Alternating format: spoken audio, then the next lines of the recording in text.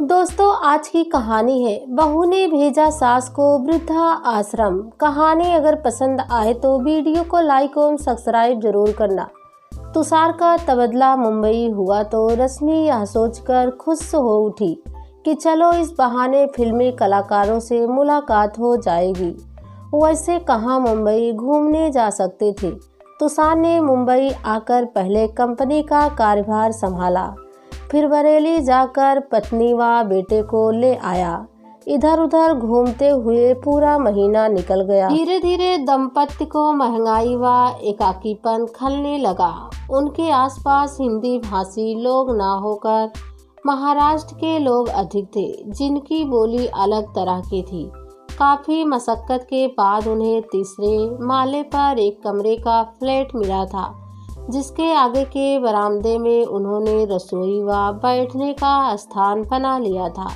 रश्मि ने सोचा था कि मुंबई में ऐसा घर होगा जहां से उसे समुद्र दिखाई देगा, पर यहां से तो सिर्फ झुग्गी झोपड़ी ही दिखाई देती है। तुषार रश्मि को चिढ़ाता, मैडम असली मुंबई तो यही है। मछुआरे व मजदूर झुग्गी झोपड़ियों में नहीं रहेंगे तो क्या महलों में रहेंगे। जब कभी मछलियों की महक आती तो रश्मि नाक सिकोड़ती। घर की सफाई एवं बर्तन धोने के लिए काम वाली बाई रखी तो रश्मि को उससे भी मछली की बदबू आती हुई महसूस हुई। उसने उसी दिन बाई को काम से हटा दिया। रश्मि के लिए गर्भावस्था के हालात में घर के काम की समस्या पैदा हो गई। नीचे जाकर साग भाजी खरीदना, दूध लाना, 3 वर्षों के गोलू को तैयार करके स्कूल भेजना, फिर घर के सारे काम करके तुषार की पसंद का भोजन बनाना अब रश्मि के बस का नहीं था। तुषार भी रात को अक्सर देर से लौटता था। तुषार ने माँ को आने के लिए पत्र लिखा तो माँ ने अपनी असमर्थता जताई कि तुम्हारे पिताजी अक्सर बीमार रहते हैं, उनकी देखभाल कौन करेगा। फिर तुम्हारे एक कमरे के घर में ना सोने की जगह है ना बैठने की। तुषार ने अपनी पहचान वालों से एक अच्छी नौकरानी तलाश करने को कहा, पर रश्मि को कोई पसंद नहीं आया। तुषार ने अखबार में विज्ञापन दे दिया। फिर कई काम वाली बाइयाँ आई और चली गई। एक सुबह एक अधेड़ औरत ने आकर उनका दरवाजा खटखटाया और पूछा कि आपको काम वाली बाई चाहिए। हाँ, कहाँ है? मैं ही हूँ। तुषार व रश्मि दोनों ही उसे देखते रह गए। हिंदी बोलने वाली वह औरत साधारण मगर साफ सुथरे कपड़े पहने हुए थी। मैं घर के सभी काम कर लेती हूँ, सभी प्रकार का खाना बना लेती हूँ, पर मैं रात में नहीं रुक पाऊंगी। ठीक है, तुम रात में मत रुकना। तुम्हारा नाम क्या है? देखो लक्ष्मी, हमारी छोटी सी गृहस्थी है, इसलिए अधिक काम नहीं है, पर हम साफ सफाई का अधिक ध्यान रखते हैं। रश्मि बोली, बीबी जी, आपको शिकायत का मौका नहीं मिलेगा। लक्ष्मी ने प्रतिमाह 3000 रुपये वेतन मांगा, पर थोड़ी नानुकुर के बाद वह 2500 रुपये पर तैयार हो गई और उसी दिन से वह काम में जुट गई। पूरे घर की पहले सफाई धुलाई की, फिर कढ़ी चावल बनाए और गोलू की मालिश करके उसे नहलाया। तुषार व रश्मि दोनों ही लक्ष्मी के काम से बेहद प्रभावित हो गए। यद्यपि उन्होंने लक्ष्मी से उसका पता तक भी नहीं पूछा था। लक्ष्मी शाम को जब चली गई तो दंपति उसके बारे में देर तक बातें करते रहे। तुषार व रश्मि आश्वस्त होते चले गए जैसे लक्ष्मी उनकी माँ हो। वे दोनों उसका सम्मान करने लगे। लक्ष्मी परिवार के सदस्य की भांति रहने लगी। सुबह आने के साथ ही सबको चाय बनाकर देना, गोलू को रिक्शे तक छोड़कर आना, तुषार को 9 बजे तक नाश्ता व लंच बॉक्स तैयार करके देना, रश्मि को फलों का रस निकाल कर देना, यह सब कार्य लक्ष्मी हवा की भांति फुर्तीली से करती रहती थी। लक्ष्मी वाकई कमाल का भोजन बनाना जानती थी। रश्मि ने उससे ढोकला डोसा बनाना सीखा, भांति भांति के अचार चटनियाँ बनानी सीखी। ऐसा लगता है अम्मा आपने कुकिंग स्कूल चलाया है। एक दिन मजाक में रश्मि ने पूछा था। हाँ, मैं सिलाई कढ़ाई का भी स्कूल चला चुकी हूँ। रश्मि मुस्कुराती मन में सोचती रहती थी कि उसे तो बढ़ चढ़ कर बोलने की आदत है। डिलीवरी के लिए रश्मि को अस्पताल में दाखिल कराया गया तो लक्ष्मी रात को अस्पताल में रहने लगी। तुषार और अधिक अस्वस्थ हो गया।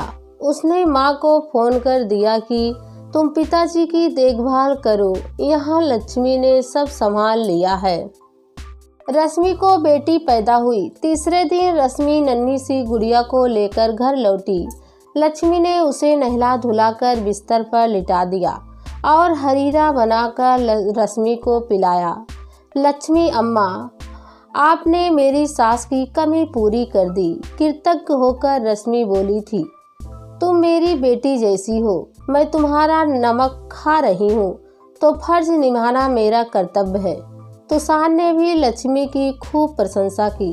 एक शाम तुषार रश्मि व बच्ची को लेकर डॉक्टर को दिखाने गया तो रास्ते में लोकल ट्रेन का एक्सीडेंट हो जाने के कारण दंपति को घर लौटने में रात के 12 बज गए।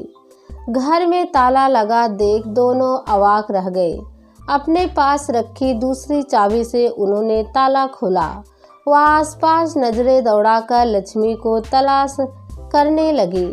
चिंता की बात यह थी कि लक्ष्मी गोलू को भी अपने साथ ले गई थी। तुषार व रश्मि के मन में लक्ष्मी के प्रति आक्रोश उमड़ पड़ा था।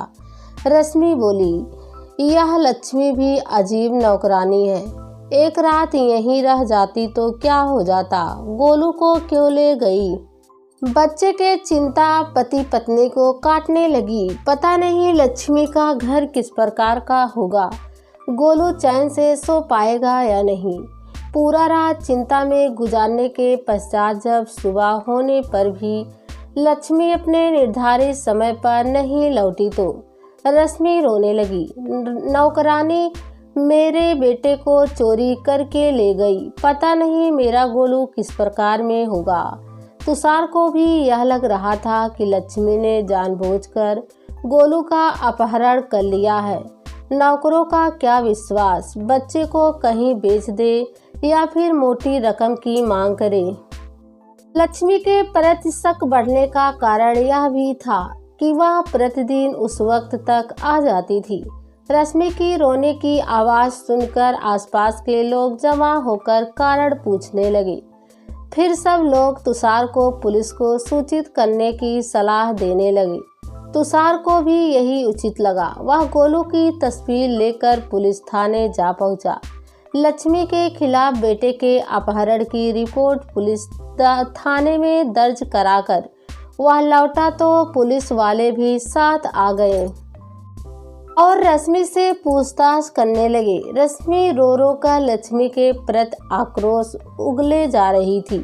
पुलिस वाले तुषार व रश्मि का ही दोष निकालने लगे कि उन्होंने लक्ष्मी का फोटो क्यों नहीं लिया, बायोडाटा क्यों नहीं बनवाया, ना उसके रहने का ठिकाना देखा, जबकि नौकर रखते वक्त यह सावधानियां अवश्य हुआ करती है।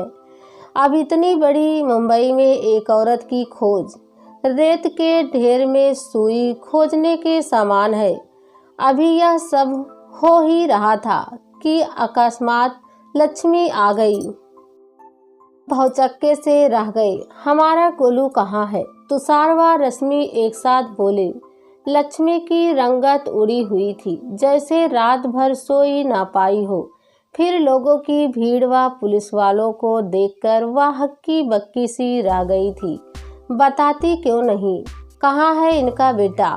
तो कहाँ छोड़कर आई है उसे? पुलिस वाले लक्ष्मी को डांटने लगे। अस्पताल में लक्ष्मी रोने लगी।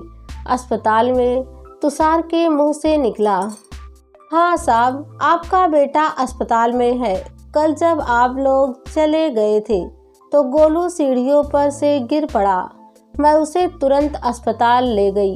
अब वह बिल्कुल ठीक है। मैं उसे दूध बिस्कुट खिलाकर आई हूँ। पर साहब, यहाँ पुलिस आई है। आपने पुलिस बुला लिया? मेरे ऊपर शक किया, मुझे चोर समझा। लक्ष्मी रोते रोते आवेश में भर उठी।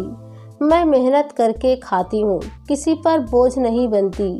आप लोगों से अपनापन पाकर लगा आपके साथ ही जीवन गुजर जाएगा। मैं गोलू को कितना प्यार करती हूँ, क्या आप नहीं जानते?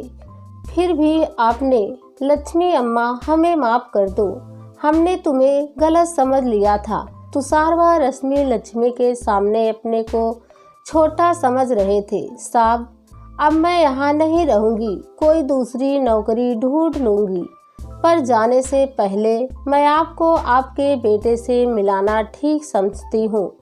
आप सब मेरे साथ अस्पताल चलिए। तुषार, लक्ष्मी, कुछ पड़ोसी व पुलिस वाले लक्ष्मी के साथ अस्पताल पहुंच गए।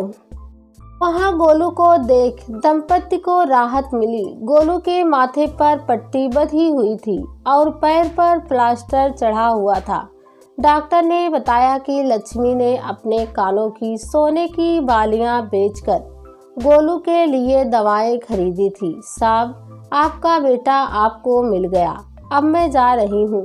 तुषार और रश्मि दोनों लक्ष्मी के सामने हाथ जोड़कर खड़े हो गए। माफ़ कर दो अम्मा, हमें छोड़कर मत जाओ। दोनों पति पत्नी इतनी अच्छी आया को खोना नहीं चाहते थे, इसलिए बार बार आग्रह करके उन्होंने उसे रोक लिया। लक्ष्मी भी खुश हो उठी कि जब आप लोग मुझे इतना मान सम्मान दे रहे हैं, रुकने का इतना आग्रह कर रहे हैं, तो मैं यहीं रुक जाती हूँ। साहब, मेरा मुंबई का घर नहीं देखोगे? एक दिन लक्ष्मी ने आग्रह किया। तुषार व रश्मि उसके साथ गए। वह एक साधारण वृद्धाश्रम था, जिसके बरामदे में लक्ष्मी का बिस्तर लगा हुआ था। आश्रम वालों ने उन्हें बताया कि लक्ष्मी अपने वेतन का कुछ हिस्सा आश्रम को दान कर देती है और रातों को जाग जाग कर वहाँ रहने वाले लाचार बूढ़ों की सेवा करती है। अब तुषार व रश्मि के मन में लक्ष्मी के प्रति मान सम्मान और भी बढ़ गया। लक्ष्मी के जीवन की परतें एक एक करके खुलती गई। उस विधवा औरत ने अपने बेटे को पालने के लिए भारी संघर्ष किए, मगर बहू ने अपने व्यवहार से उसे आहत कर दिया था। अतः वह अपने बेटे बहू से अलग इस वृद्धा आश्रम में रह रही थी। संघर्ष ही तो जीवन है। लक्ष्मी मुस्कुरा रही थी।